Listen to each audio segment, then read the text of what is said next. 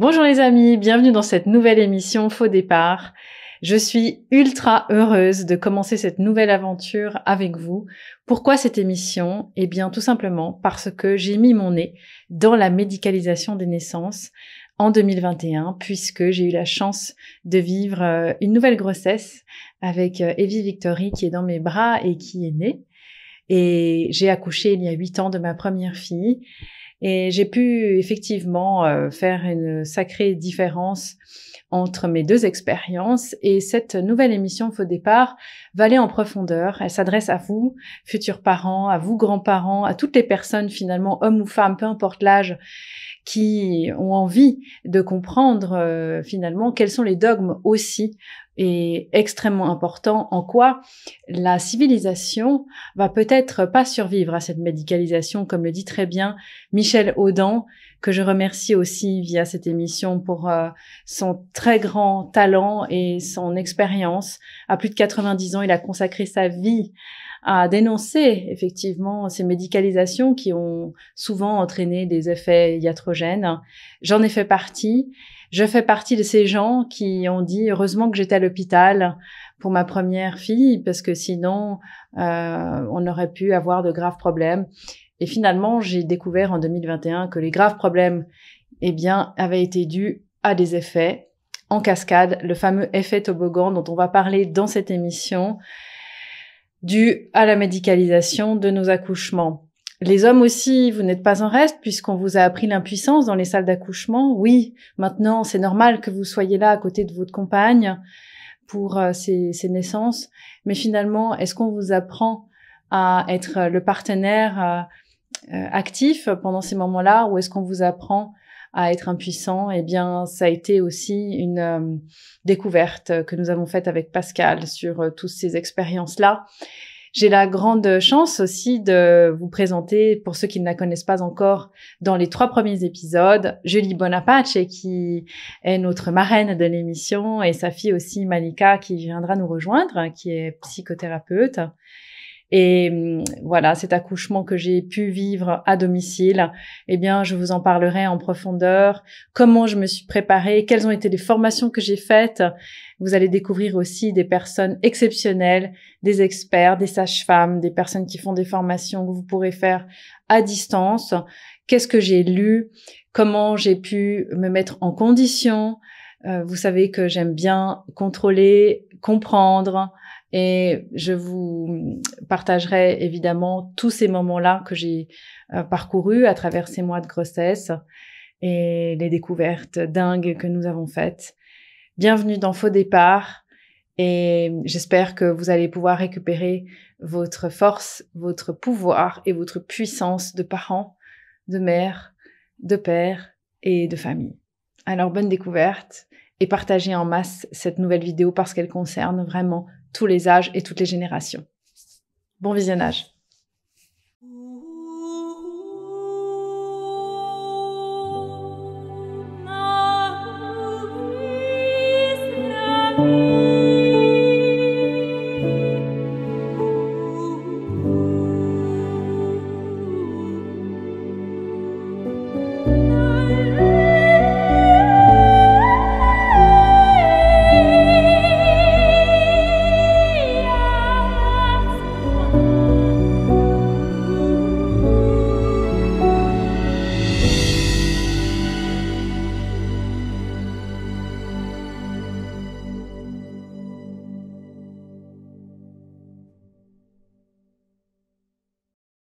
Bonjour les amis, bienvenue dans cette nouvelle émission. Je suis je reviens en enfance et ça tombe bien parce que j'ai avec moi une immense pointure de tout ce qui touche autour de la natalité. Bienvenue Julie Bonaparte.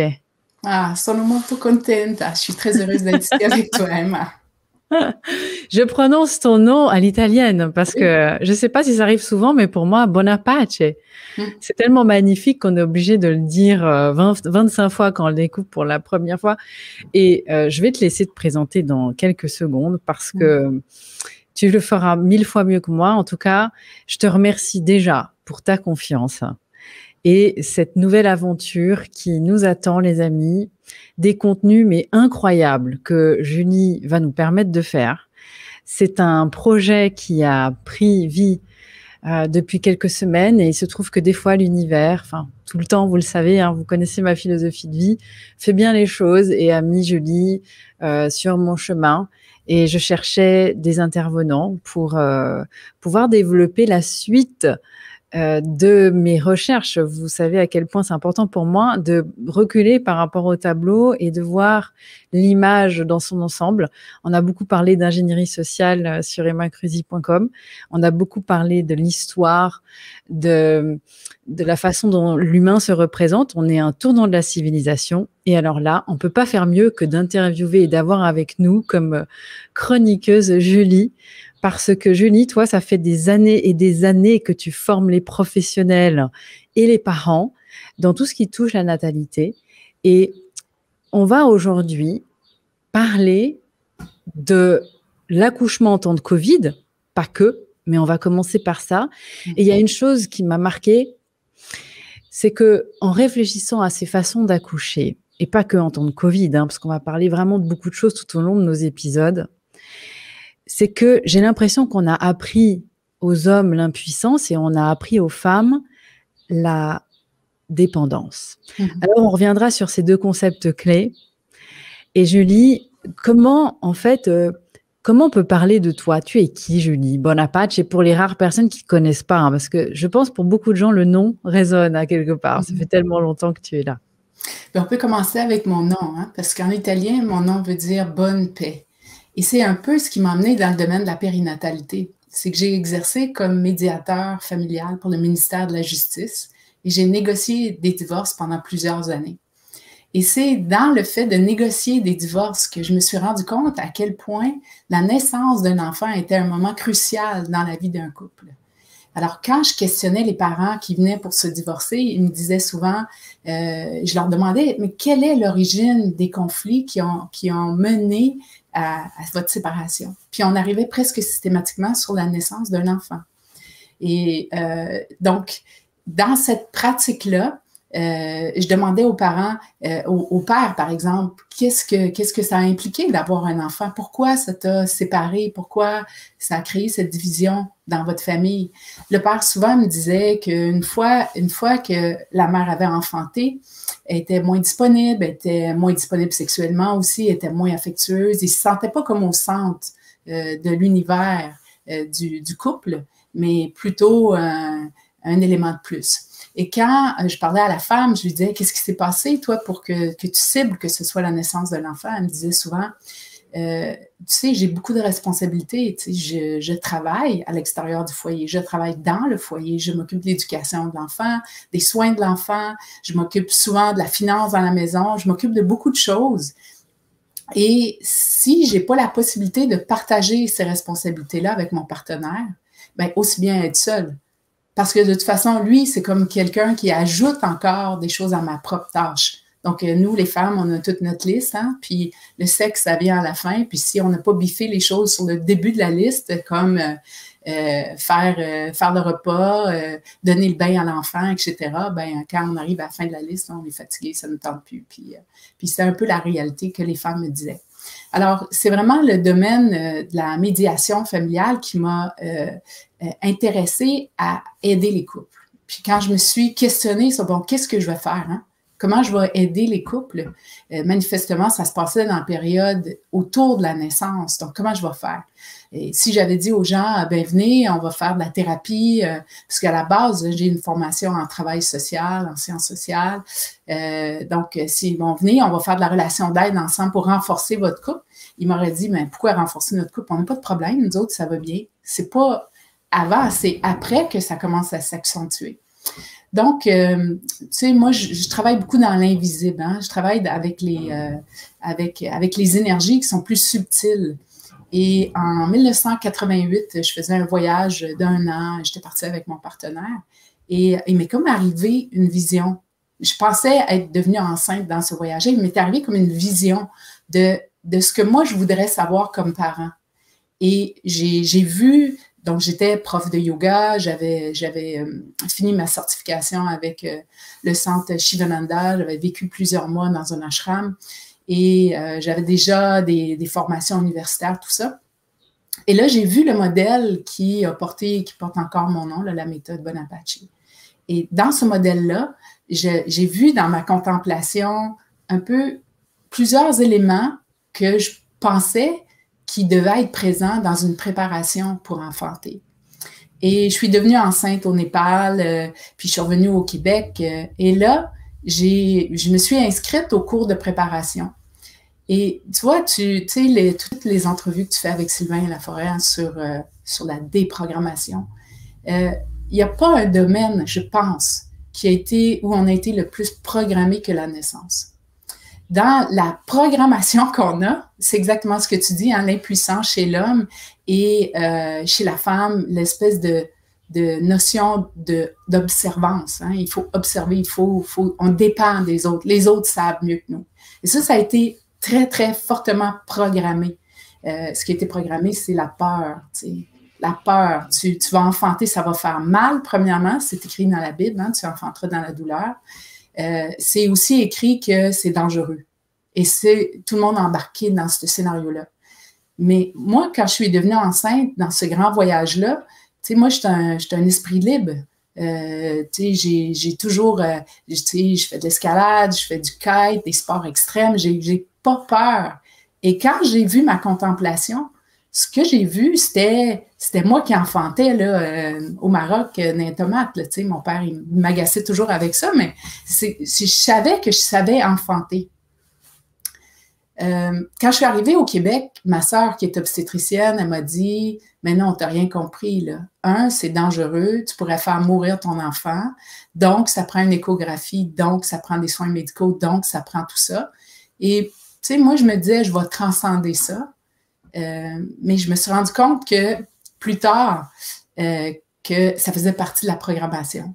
Puis j'ai vécu un enfantement en 1989 que je pourrais qualifier de ce qu'on appelle dans notre jargon la cascade des interventions médicales. Donc, tout j'aurais pas dû faire ça, j'aurais pas dû faire ça, pas ça, pas ça, pas ça, pas ça, qui a presque entraîné une césarienne, qui a entraîné une détresse chez ma fille. Puis après, tu sais, tu passes une vie à récupérer puis à corriger ça. Hein? Donc, ma mission dans cette vie, c'est de déprogrammer. Un peu ta mission, ce que tu fais, c'est de prendre conscience qu'on a un potentiel extraordinaire, que l'humain est fait pour enfanter. Depuis que le monde est monde, les femmes enfantent l'humanité. La médicalisation de la naissance, ça date même pas de 200 ans. Dans notre pays, ça date de 100 ans. Et on a survécu à -1000 dans le nord du Québec, où moi je viens. Il fait froid, les femmes autochtones ont donné naissance, ont survécu. Les femmes en Afrique survivent dans des températures qui sont vraiment très élevées, dans des conditions qui sont pas parfaites. Donc, on a ce qu'il faut.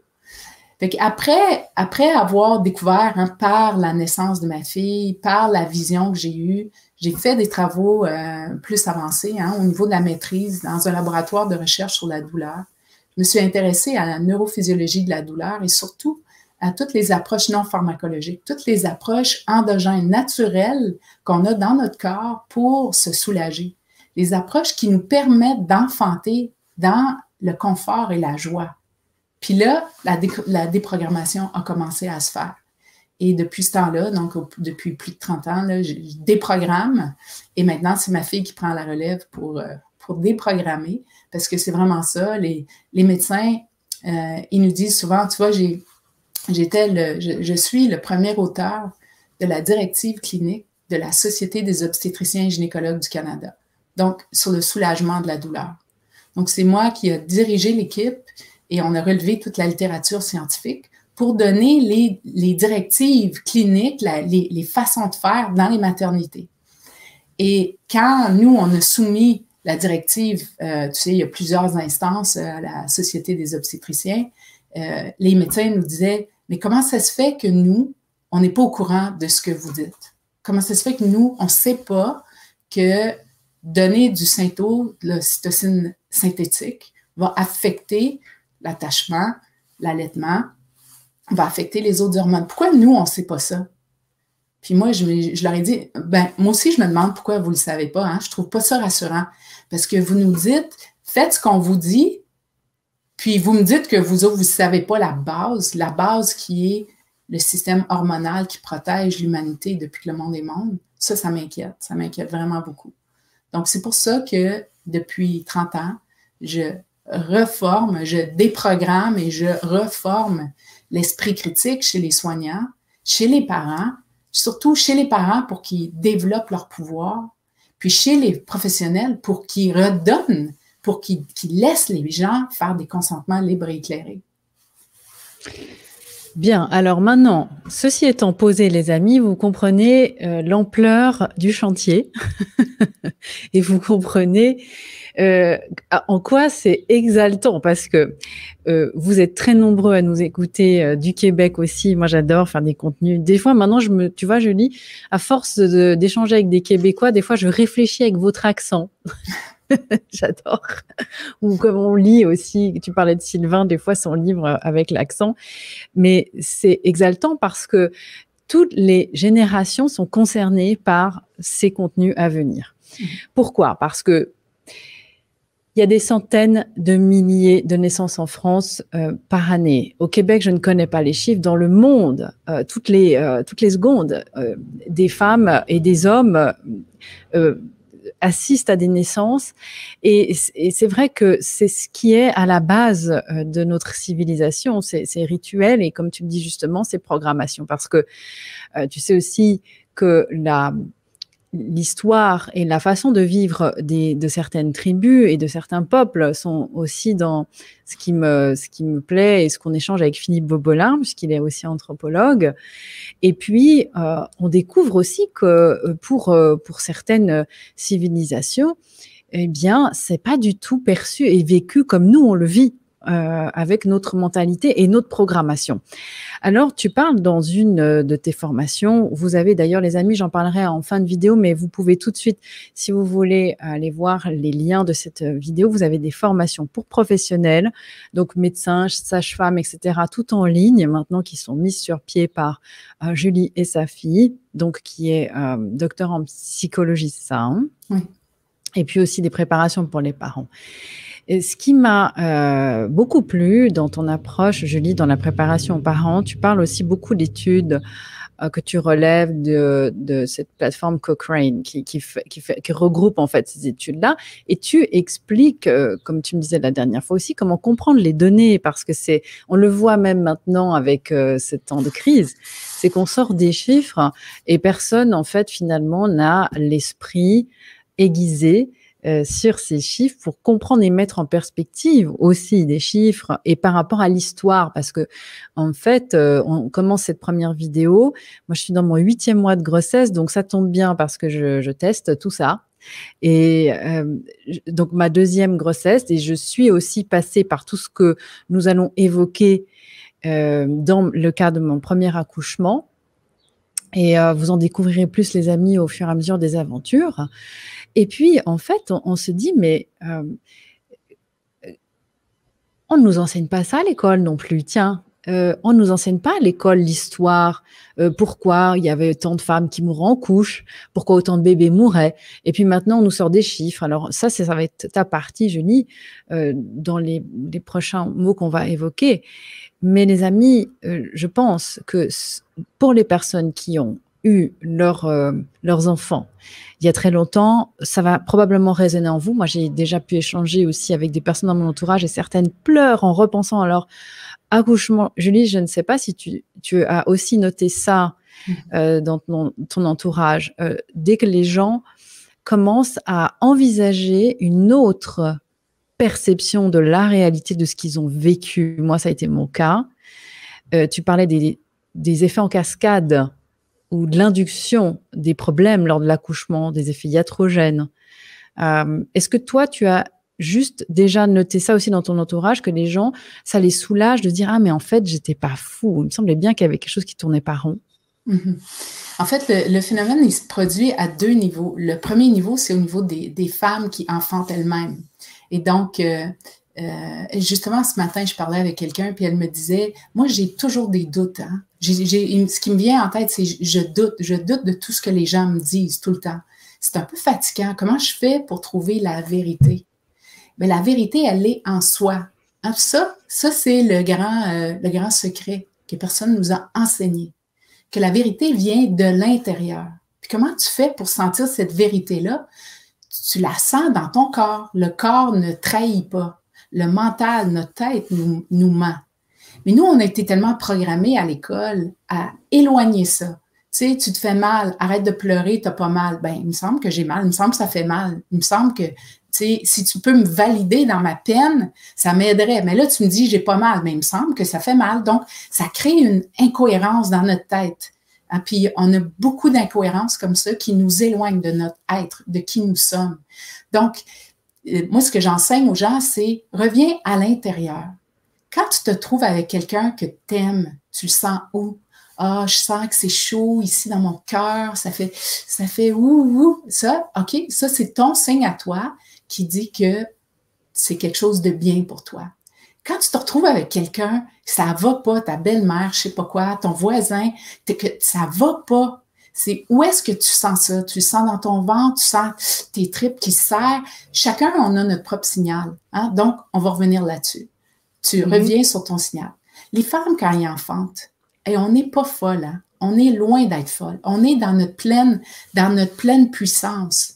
Mais on s'est fait dire, ma fille, elle enseigne à des psychiatres qui lui disent, veux-tu bien me dire c'est quoi le problème que les femmes ont quand ils ont une césarienne d'urgence et qu'elles ont survécu et que leur bébé a survécu? Il est où le problème? Ils ont un enfant en santé et elles ont survécu. Il est où le problème? Comment se fait-il qu'ils ont un trauma? Puis tu te dis, vraiment, toi, tu es un psychiatre, puis tu me poses la question à moi. Pense-y 5 secondes. Tu penses-tu que c'était son plan numéro 1, elle, d'avoir une césarienne? Penses-tu que c'était son plan numéro 1? Non, hein? Puis peut-être qu'elle a eu peur. Puis peut-être qu'elle s'est sentie impuissante. Puis peut-être que c'est ça qui est à la source de son trauma, c'est l'impuissance. Quand on regarde, c'est quoi... qu'est-ce qui fait que les femmes sont satisfaites de leur naissance? Le premier facteur, c'est de se sentir importante et de participer aux décisions. C'est de dire, ah ouais, c'est un scoop ça, hein? Quoi? Les femmes veulent participer à leurs décisions? Ben oui, ils veulent participer. Et les professionnels n'aiment pas que les femmes participent. Ils n'aiment pas ça. Ma fille et moi, on donne un cours qui s'appelle le consentement libre et éclairé. Puis là, avec la COVID, hein, ça a été exacerbé, là, on le voit mondial, mais nous, on le voit depuis des dizaines d'années, on voit ce phénomène-là. On voit qu'on ne donne pas les informations justes. On ne dit pas, nous, on utilise le modèle BRAIN. Hein. BRAIN, en anglais, ça veut dire le cerveau. Utilise ton cerveau. C'est un acronyme. B, c'est, si tu veux me proposer une intervention, dis-moi c'est quoi les bénéfices. Ça, ils vont toujours te le dire. Ah, je vais te déclencher parce que je suis inquiet pour le bébé. Là, peut-être qu'il y aura du méconium, peut-être que, tu sais, il va pas bien. Donc, on va déclencher pour que le bébé naisse. OK, ça, c'est le bénéfice. Mais ils disent jamais le R. Le R, c'est quoi les risques? Ah, mais si je te déclenche, le risque numéro 1, c'est que ça marchera pas. Puis si ça marche pas, tu vas avoir une césarienne. Ensuite, c'est que ça va faire vraiment mal un déclenchement parce que le déclenchement, ça inhibe tes hormones naturelles. Puis si ça les inhibe, ça inhibe celles qui réduisent la douleur. Donc, tu vas en baver un coup parce que tu n'as pas tes hormones naturelles qui ont pu embarquer. Fait qu'ils ne nomment pas les effets indésirables, hein, les risques. Il pourrait avoir une détresse fœtale, hein, puis beaucoup de femmes vivent ça. Le bébé, il ne tolère pas le symptôme. Les contractions sont trop continues, sont trop intenses. Le bébé ne réussit pas à récupérer entre les contractions.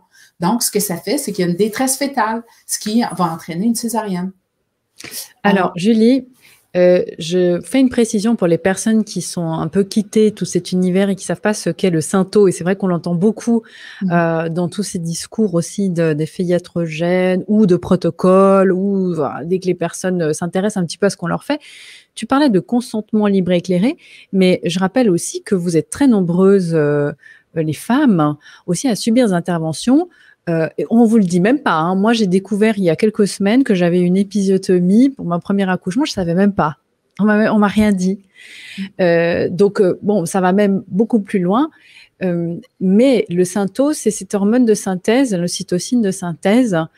Et en fait, rares sont les personnes qui savent que dans les protocoles, alors je ne sais pas chez vous, mais en tout cas, moi je parle depuis la Suisse, je me suis renseignée, eh bien, cette hormone est injectée de façon systématique dans un protocole dès que la tête de l'enfant sort du corps de la femme, donc il n'est même pas encore complètement sorti, pour prévenir l'hémorragie de la délivrance selon les protocoles. Donc déjà là, en fait, moi je ne savais même pas.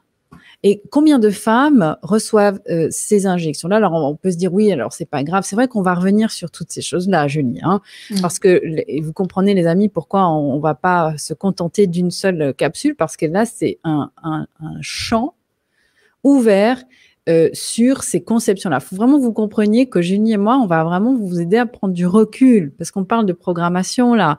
Et les hommes, vous êtes concernés parce qu'on vous a appris à être impuissants. Exact. Alors, Julie, revenons à notre actualité Covid. Ça fait 1 an et demi qu'on en bave tous. Et vous, au Québec, vous n'êtes pas épargnés. Tu me disais aussi, tout le monde se dénonce, etc.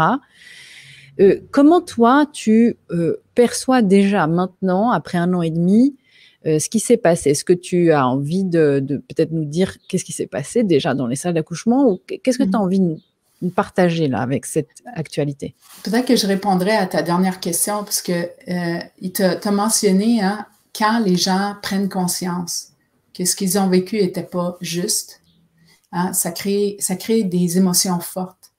Donc, moi, ce que je vous dirais, puis ce que je dis à tout le monde que nous, on déprogramme ou qu'on reforme, c'est soyez attentifs à ce que vous vivez et soyez gentils avec vous-même. OK? Parce que tu regardes, j'ai gâché mon accouchement, mon enfantement était pourri. Moi, je l'ai vécu aussi. Il faut se pardonner. Tu sais, on a le droit de se pardonner puis de dire, c'est ce que j'ai compris. Moi, j'avais 26 ans quand j'ai enfanté. Je savais pas que je savais pas. Puis comme je savais pas que je savais pas, j'avais pas d'option. Quand tu connais pas tes options, t'en as pas d'option. Je savais pas que j'aurais pu dire à 37 semaines 3, non, vous allez pas me déclencher. Je savais pas ça. Je savais pas que j'étais souveraine de mon corps. Alors, je dois me pardonner moi. Puis dire, Julie, à 26 ans, tu savais ce que tu savais, tu as fait ton possible, tu as donné ton 100%, puis il y a toujours le temps de corriger. Donc, avec ma fille, on a reprogrammé sa naissance parce que, tu vois, la façon dont on est va impacter aussi comment on va se développer. Puis, Mali et moi, on a fait la technique de libération émotionnelle, on va sûrement en parler. C'est le tapping de points énergétiques qui nous aide à rentrer dans un état un peu altéré, qui nous permet d'aller chercher des souvenirs. Puis, ma fille a revécu sa naissance. Puis, dans tout ce que moi, je pensais qui était traumatique, n'était pas traumatique pour elle. Et ce que j'ai pensé qui était pas traumatique pour elle, l'a été en réalité. Et donc, elle a senti à un certain point que la douleur pour moi était tellement forte parce que j'avais été déclenchée. Moi, j'ai quitté mon corps physique, là, littéralement, j'étais ailleurs. Je me rappelle très bien les images où j'étais, tout ça. Et elle s'est sentie seule à ce moment-là. Et puis, elle a dit, attends-moi, attends-moi. C'est ce qu'elle disait. Et ma fille, dans cette vie-ci, elle ne m'a pas dit 1 million de fois, attends-moi. Je pense que c'est les 2 premiers mots qu'elle a appris. Tu sais, avant maman, c'était attends-moi. Puis là, on a réussi à remonter cette filière-là puis à comprendre que le attends-moi, c'était maman, t'es où? T'es où? Et puis elle, tu vois, elle a retrouvé son pouvoir parce qu'elle a décodé cette histoire-là. Donc, c'est juste pour dire, on peut réparer. Même si c'était pourri, même si c'était gâché, on peut réparer. On peut toujours corriger. Oui, et je certifie que ta méthode de tapping que nous avons fait, moi j'ai eu la chance d'avoir Julie en coaching l'autre jour. Pendant 1h30, elle m'a fait taper des points sur mon visage, je racontais mon premier accouchement, c'était extraordinaire. Et j'ai dit à Julie, waouh, je suis passée de d'un curseur de 10 sur 10, où je te parlais de vraiment cette sensation où je me sentais mal en repensant à ce souvenir qui m'a vraiment marqué au fer rouge. Et à la fin, je te dis, bah, tu vois, je me sens vraiment beaucoup plus sereine. Et je te dis, bah, je laisse 1 parce que j'ai quand même toujours ce doute-là. Et j'ai senti cet état de conscience altéré dont tu parles. Hein. Effectivement, c'est ultra intéressant parce que ça touche à la neurophysiologie. Donc, c'est passionnant. Mais merci de rassurer les gens par rapport à ça, parce que c'est pas une fatalité. Merci de le rassurer, de le préciser. Exact. Ensuite, il y a le deuxième volet qui est les professionnels de la santé. Tu sais, Malika et moi, quand on enseigne, on mesure un peu l'efficacité de notre formation par le nombre de sages-femmes et de médecins qui vont pleurer. Puis, je te jure, on est presque à 100% de personnes qui pleurent dans nos formations parce qu'ils se disent « Mais j'ai tout fait mal! Mais je fais tout mal! Je fais vraiment tout mal! Mais je fais pourtant ce qu'on m'a appris. » Hein? Puis ce qu'on a appris, tu sais, j'enseignais dans le Maghreb au Maroc à un certain moment. Et après la formation du premier niveau, on fait un tour de table avec les sages-femmes qui sont là-bas, puis je leur dis, vous allez vous écrire un contrat personnel avec vous-même, hein, où vous allez vous engager d'ici la prochaine formation à changer des choses dans votre pratique. Alors, vous allez vous-même choisir des champs d'intervention où vous allez faire un changement. Et la première sage-femme qui partage en groupe, elle dit, je vais cesser de brutaliser les femmes. Je te jure, je ne savais pas s'il fallait que je pleure ou que je me réjouisse, mais me réjouir qu'elle ait pris conscience qu'elle brutalisait les femmes, et quelle tristesse de penser qu'elle brutalise les femmes. C'était une ancienne, elle avait peut-être 65 ans, ça faisait plusieurs années qu'elle intervenait et qu'elle brutalisait ces mots-là. C'est grave, c'est de la violence obstétricale. Donc, pour les professionnels aussi, une fois qu'on prend conscience qu'on a fait tout pourri, il n'est pas trop tard de corriger. On peut demander aussi à l'univers de présenter nos excuses à l'univers puis de dire, j'ai fait tout pourri, j'ai fait mon possible, mais c'était pas juste. Maintenant, je vais faire mieux. Et je pense que chacun de nous doit prendre conscience de l'importance de la naissance dans la transformation de la société. Parce que tu parles de la COVID, puis comment ça nous affecte, puis comment ça nous a affectés. Bien, le début de la programmation, elle commence intra-utérin, elle commence dans le corps de la mère. Le début de la programmation est déjà là. Il se fait déjà là. Et ça continue. Alors, si nous, on était l'état profond, les malveillants, appelez comme tu veux, là, si on n'avait pas à cœur le bien-être de l'humanité, puis qu'on voulait nuire à l'humanité, ce qu'on ferait, c'est qu'on interviendrait tout de suite dans le lien mère-enfant. Puis, le lien mère-enfant, c'est quelque chose d'extrêmement puissant parce que une femme comme une lionne qui enfante veut juste le bien de son rejeton, hein, de son fœtus, de son enfant, de son lionceau. Hein, elle veut le bien, elle veut la survie. Donc, nous, on est les mieux équipés, on est celles qui avons le plus à cœur la survie de notre espèce. Puis, il y a le mâle. Le mâle, il veut que la femelle survive et que l'enfant survive. Parce que, d'un point de vue évolutionniste, le mâle, il veut que sa semence continue. Il veut que ses gènes continuent. C'est pourquoi, même en psychologie évolutionniste, quand les hommes trompent les femmes, on voit que les femmes pardonnent plus parce que les femmes, les femelles, historiquement, on a toujours voulu qu'il y ait quelqu'un pour protéger la cellule. Parce que nous, à l'enfantement et en postpartum, on est vulnérable. On ne peut pas aller chasser. On ne peut pas se défendre. Quand on est en train d'enfanter, on ne peut pas faire un combat. Donc, on a besoin du mâle. Et chez le mâle, au contraire, l'infidélité chez la femme est pas tolérée chez le mâle parce que le mâle ne peut pas penser qu'elle va être ensemencée par un autre mâle que lui.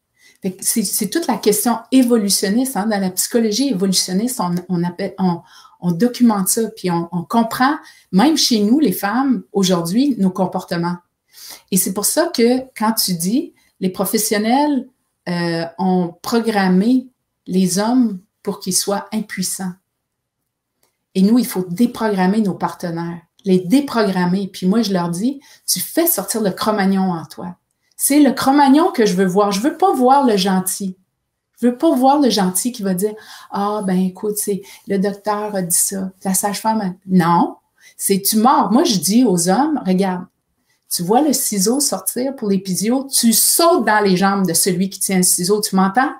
On a zéro preuve scientifique sur l'épisiotomie. Zéro. Toutes les preuves qu'on a sur le fait de couper le périnée de la femme démontrent que ça crée un chemin pour augmenter la déchirure. Hein, tu sais, même on a parlé de comment toi, tu as découvert ton histoire. On pense que ça a déchiré, puis après, on coupe. C'est pas ça, hein? On coupe, ça ouvre le chemin, ça coupe les tissus, puis ça ouvre le chemin pour que ça déchire. Et quand moi, j'ai parlé aux médecins de ça, je leur disais, c'est quoi votre...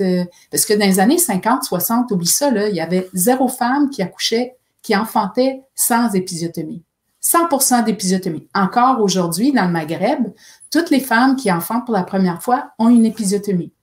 Et on a zéro preuve. Même qu'aux États-Unis, des fois, ils font la coupure après la naissance. Puis tu dis, mais t'es fou! T'as pensé quoi? De couper la femme après l'enfantement. Elle n'a pas déchiré. C'est quoi? Oui, mais ici, on a des protocoles. Et il faut que toutes les femmes aient des épisiotomies. Wow! Alors là, ça me scie ce que tu me dis. Alors là, ça prouve le degré de programmation et on est dans un dogme là aussi, hein. Oui, exactement. Donc, c'est pour ça que le rôle du partenaire, pour moi, c'est un rôle de Cro-Magnon. C'est un rôle de rar, tu défends. Tu vas à tous les rendez-vous, tu ne laisses personne faire de la coercition avec ta partenaire. Tu es là en bouclier, tu es là en bouclier énergétique, en bouclier physique. Puis je vais vous dire, quand le partenaire est présent, ils sont pas mal plus polis. Ils sont pas mal plus polis avec les femmes. Parce que quand le partenaire, il dit, elle a dit non. Elle a dit non. Donc, quand elle dit non, ça veut dire non. Donc, c'est couché. C'est couché. Je suis souveraine de mon corps comme femme. Mon partenaire, je peux lui donner le mandat, la responsabilité de défendre et de représenter mes intérêts. Et c'est important qu'on le fasse. Parce que nous, pour enfanter, il faut qu'on soit dans la confiance et dans la sécurité. Tu sais, la Cro-Magnonne qui enfantait, elle pouvait pas enfanter si elle se sentait observée par un tigre. Parce que c'est impossible, quoi. Elle peut pas. Elle est vulnérable. Si le tigre attaque, elle peut pas courir là, si elle a des contractions. Donc, pour que la femme enfante, elle doit se sentir en sécurité. Tu vois, tu mets le doigt sur la moelle, l'essence de tout ce qui se passe. Moi, je vois tellement... comme tu le disais au début de ton parcours, tu étais dans la médiation au ministère de la Justice sur ces couples qui divorçaient et tu as tout de suite compris que en fait ce moment de vie-là que la majorité des couples vivent, il est crucial pour la suite de l'histoire. Parce quand on observe en temps de Covid, moi je me suis posé la question, mais comment c'est possible que autant de parents laisse faire ce qui se passe à l'école. On voit les petits, alors je ne sais pas chez vous au Québec, mais en France, dès l'âge de 6 ans, toute la journée avec le masque. Et en fait, c'est vrai, comme tu nous dis justement, cette impuissance acquise, elle est travaillée au début, mais de façon intensive et marquée au fer rouge, parce que ça s'inscrit après dans l'inconscient, alors c'est costaud. Hein. Oui. Sur... eh bien, en fait, faites ce qu'on vous dit. On sait mieux que vous. Exact. Et c'est fou à quel point on peut presque assister à des choses qui sont symboliquement ultra choquantes, comme des femmes qui veulent pas qu'on les touche parce que ça leur fait mal ou certains gestes. Et puis le mari qui dit à sa femme, mais laisse-toi faire, chérie, c'est le médecin qui sait. C'est terrible. Et d'ailleurs, ce que j'apprécie beaucoup dans ta démarche et ta méthode, c'est que tu replaces l'homme et la femme comme une équipe. Donc, on n'est pas dans un discours, c'est la femme qui sait et puis il y a que elle, ou c'est l'homme qui sait, il y a que lui. C'est vraiment l'esprit d'équipe. Et ça réconcilie tous les dégâts qui ont été faits aussi par beaucoup de féministes, hein, parce que ça, on n'en parle jamais assez, mais j'aime cette approche apaisée, en fait, du couple, avec chacun des choses à apporter, des choses à vivre. Et tu vois, Julie, moi, je sais pas, je pense que toi aussi, tu as reçu Qu'est-ce que tu répondais à des gens, par exemple, qui envoient des messages, comme nous avons reçu ici, Emma et Pascal, je vous écris parce que ma femme va accoucher bientôt et l'hôpital veut absolument qu'elle mette un masque pour l'accouchement. Alors, c'est terrible. Qu'est-ce que toi, tu pourrais répondre à ces personnes-là, ou qu'est-ce que tu as répondu à ces gens-là? Ouais. Tu vois, la violence obstétricale est présente depuis au moins 50 ans, depuis qu'on accouche dans les maternités, qu'on enfante dans les maternités. Ça s'est accentué avec la COVID. Ça s'est accentué, ça s'est détérioré. Les droits qu'on a acquis ont disparu pendant la COVID. Des absurdités comme, là, tu vas enfanter couché sur le dos. Tu dis, écoute, il y a juste, d'un point de vue scientifique, hein, les études nous ont démontré qu'il y a juste une position pourrie. Juste une. C'est celle couchée sur le dos. Juste une. Parce qu'elle empêche le retour veineux. Hein, la circulation sanguine ne se fait pas bien parce que tout le poids repose sur la veine cave, une veine qu'il y a sur la partie arrière, sur le dos. Quand la femme est couchée, elle compresse ce retour veineux, donc le cœur est moins bien approvisionné. Donc, ça veut dire qu'on met en difficulté le bébé. Il y a juste une position pourrie, il y en a juste une. Et là, encore, dans le temps normal, on a de la difficulté à faire accepter aux professionnels qu'on va enfanter comme on a envie. Donc, si j'ai envie d'être à genoux, d'être sur une jambe, d'être sur le côté, d'être debout, que c'est moi qui décide parce que c'est moi qui sens ce que j'ai besoin de faire pour enfanter. Alors, on a eu beaucoup de mal à faire accepter ça. Et du coup, COVID, là, toutes les femmes allongées. Tu dis, mais c'est quoi la logique? Quoi, tu penses que tu n'attraperas pas le COVID parce que tu es assis? Oui, mais puis souvent, les médecins vont nous dire, oui, mais c'est plus confortable pour moi.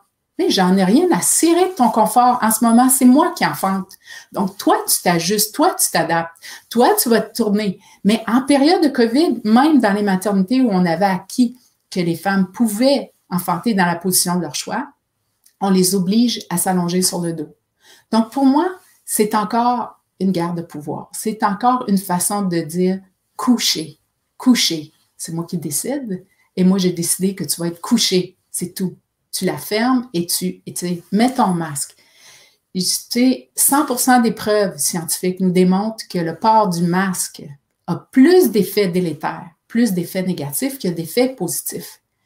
Dans une période d'enfantement, s'il y a une chose que tu as vraiment besoin, c'est le prana, c'est l'énergie, c'est l'air, c'est l'oxygène.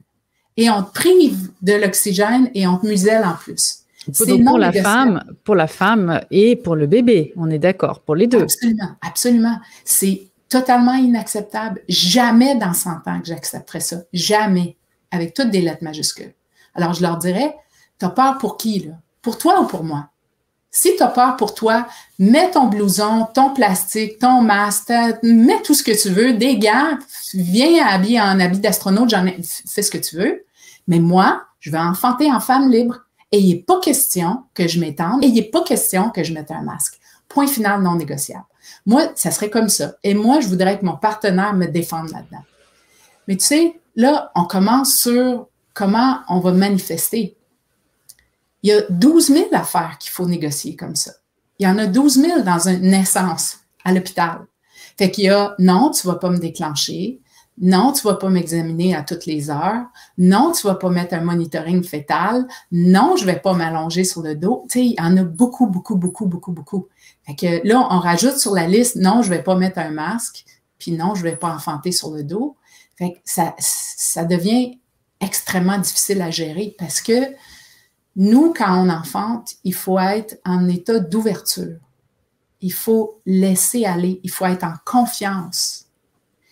Et si on est dans un état combatif, on n'est pas capable d'être zen dans nos hormones zen. On produit des hormones de stress. Les hormones de stress inhibent les hormones qui créent les contractions. Donc, c'est des systèmes qui sont antagonistes. Ils travaillent un contre l'autre. Si la femme est stressée, elle ne contracte pas. Alors, Julie, je voulais te demander, tu parles des hormones, quelles est les conditions nécessaires pour qu'il y ait un attachement qui se passe dans cette triangulation de la mère, de l'enfant, le père? Comment ça fonctionne pour les gens qui découvrent tout ça? Parce qu'on parle finalement d'une programmation ou d'un lien qui aurait pu être détruit justement et qui amène au fait que d'une certaine façon, c'est un petit peu comme si nos enfants ne nous appartenaient plus. On détruit le noyau de la famille. L'enfant est devenu au fil de cette subversion, si on peut le dire comme ça, la propriété de l'État. Exact. Alors, je vais un petit peu loin dans les propos. Ça m'appartient, je précise. C'est pas les propos de Julie, ce sont les miens. Mais pour parler de cet instant, le premier là, tu parles d'hormones. Qu'est-ce qui est nécessaire et en quoi, finalement, cette hypermédicalisation, tu parlais d'hormones de synthèse, est-ce que ça peut créer des problèmes par rapport à ça? Absolument. Tu vois, moi, je fais partie d'une équipe de chercheurs. On a publié une grande étude sur 36 000 femmes où on a regardé qu'est-ce qui soulage les femmes et qu'est-ce qui fait que les femmes enfantent bien. Et on a démontré qu'on peut réduire de 60% le taux de césarienne si la femme se sent en confiance. OK? Donc, si la femme se sent bien et se sent en sécurité, on va réduire de 60% le taux de césarienne, on réduit toutes les autres interventions, on améliore l'attachement mère-enfant, on améliore l'allaitement, etc. Donc, tout est une question de confiance, que la femme se sente en confiance. Alors, quand tu parles de c'est quoi l'environnement propice pour la production des hormones, c'est un environnement qui va créer la confiance chez la femme. Donc, n'importe quoi qui va semer le doute dans l'esprit de la femme, qui va, par exemple, un examen, j'aime pas ce que je vois, ça va créer un stress. OK? Que n'importe qui rentre dans la pièce, la femme est à moitié nue, il y a des étrangers qui rentrent, qui la dérangent, ça va nuire aux hormones. Alors, qu'est-ce qui va favoriser les hormones? Nous, on compare souvent l'enfantement comme l'acte sexuel, comme l'art de faire l'amour. Pense à tout ce que tu as besoin quand tu fais l'amour, puis c'est la même chose que tu as besoin pour bien enfanter. Donc, quand tu fais l'amour, tu ne veux pas qu'il y ait des gros spots puis beaucoup de lumière. Tu sais, on aime ça, une lumière tamisée. Tu aimes ça quand ça sent bon, pas quand ça sent des produits de nettoyage ou des désinfectants. Tu aimes quand ça sent bon. Tu aimes quand c'est discret, pas quand il y a du monde qui peuvent rentrer dans ta chambre n'importe quand, ils peuvent te déranger. Tu veux quand même avoir un espace privé. T'aimes pouvoir suivre ton corps. Ton corps te dit, j'ai envie de me lever, de me mettre sur le côté, de faire telle chose. T'aimes suivre ce que ton corps te dit. C'est pareil pour enfanter. Tu dois aller avec ton rythme, avec ce que ton corps te dit. T'aimes à ce qu'on te demande la permission, tu sais?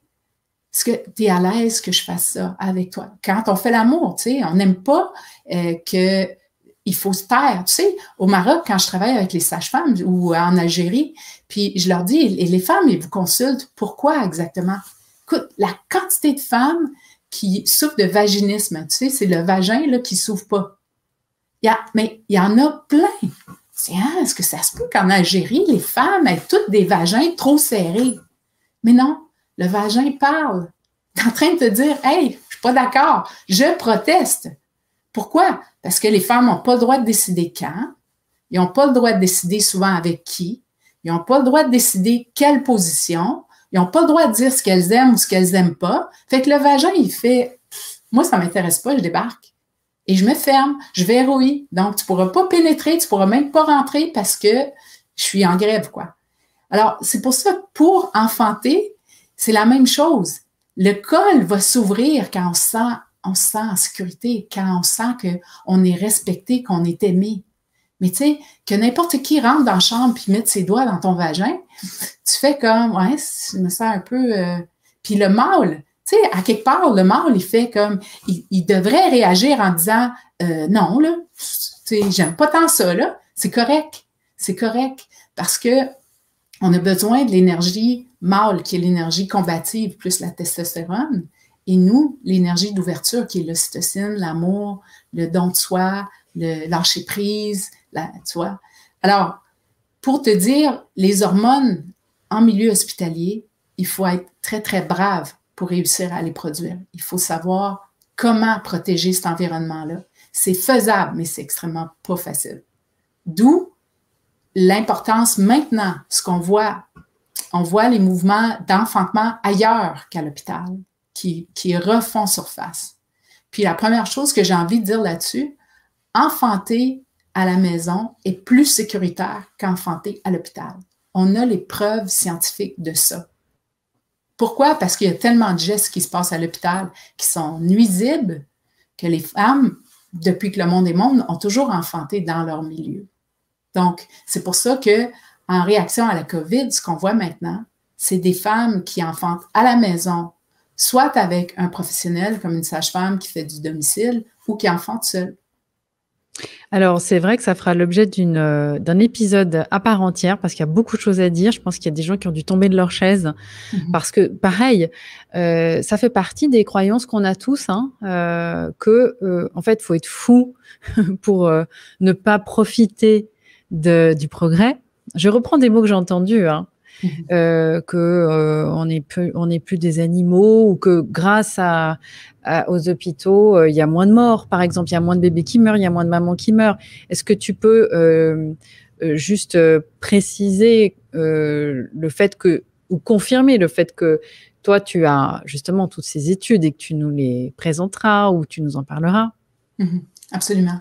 Puis tu sais, les États-Unis, c'est le pays au monde qui dépense le plus pour la naissance, hein?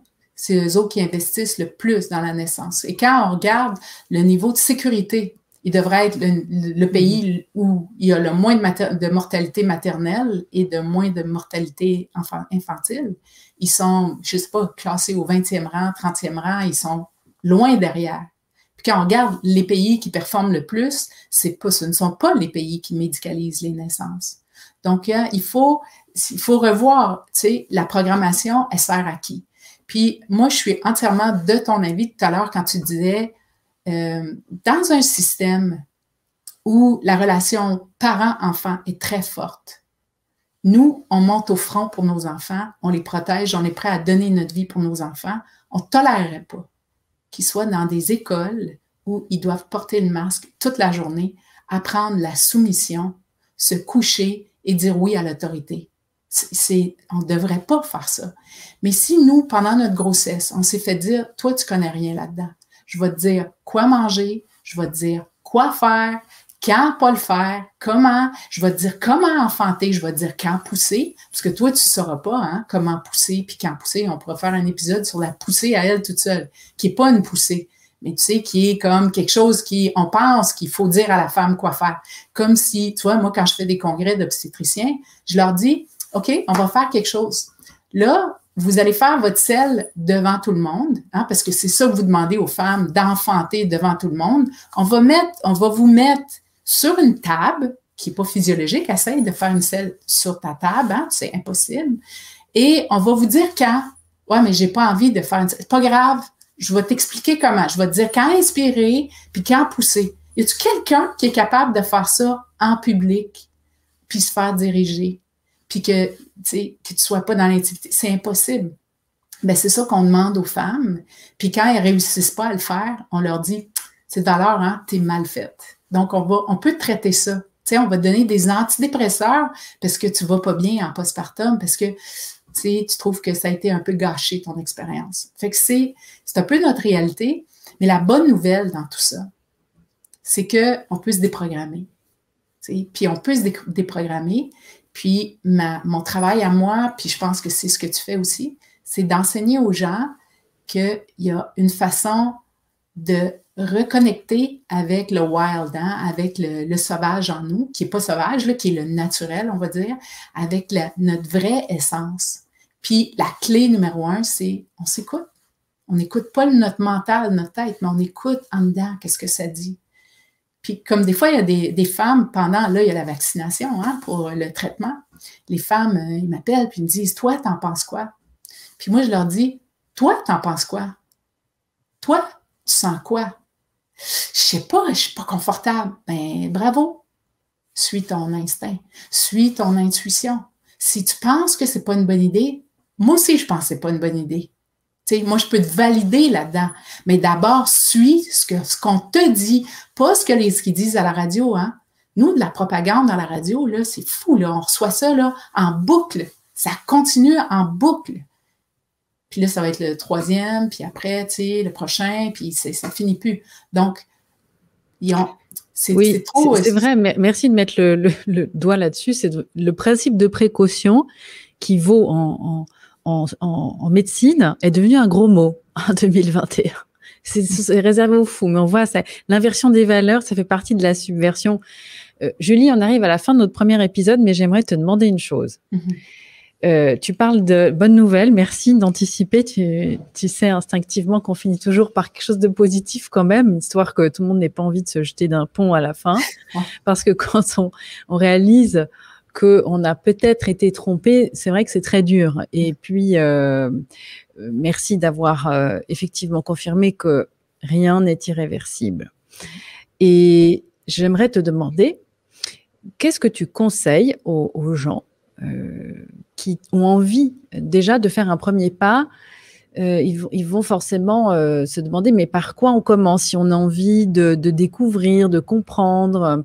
Alors, je rappelle que pour ceux qui sont vraiment maintenant dans le vif du sujet, vous pouvez aller tout de suite dans la description de cette vidéo, vous avez les liens des formations, donc que ce soit professionnel, sage-femme, médecin, obstétricien, peu importe. Là, vous avez vraiment des grosses formations ultra poussées que vous pouvez suivre à distance, donc vous avez les liens, ou les parents dans les accompagnements et les préparations à la naissance. Mais quel est le premier pas à faire selon toi? Est-ce qu'il y a, je sais pas, ça peut être des lectures, des choses à voir? Qu'est-ce que tu conseilles déjà? Donc, si on entend un enfant, il faut s'entourer de gens qui croient en notre projet. Donc, trouvez un professionnel qui croit au projet. Si votre professionnel ne vous écoute pas, ne prend pas le temps de connaître votre projet, ne vous appuie pas dans votre projet, vous larguez le professionnel, vous larguez. C'est lui qui va vous aider à devenir autonome, souveraine. Donc, je vous dirais, cherchez cette personne-là.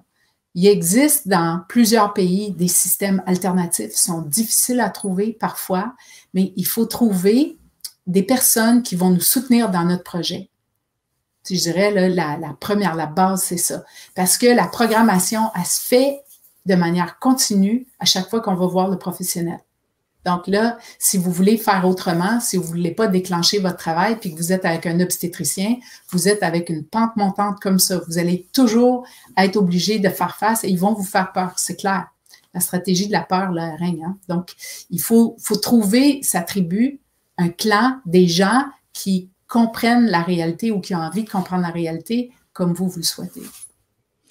Merci beaucoup, Julie. En tout cas, on te remercie du temps que tu prends pour cette nouvelle aventure. Est-ce que, selon toi, il y a encore des choses à ajouter avant qu'on se dise au revoir sur cette première épisode? Non, je pense qu'on a pas mal fait le tour pour une première. Les amis, partagez cette vidéo en masse, ça va être vraiment capital. Le doigt est mis sur le cœur du problème et ça fait très longtemps que ça dure. Les couples, peut-être que vous allez aussi voir certaines problématiques sur un nouvel angle. En tout cas, j'espère vraiment que ça va apaiser beaucoup de choses et mettre surtout des mots sur des mystères de mal-être. Et tu as parlé d'antidépresseurs. On va venir sur plein de sujets, les amis. Restez connectés et surtout, partagez ces contenus. Merci pour ce moment, Julie. À bientôt. À bientôt.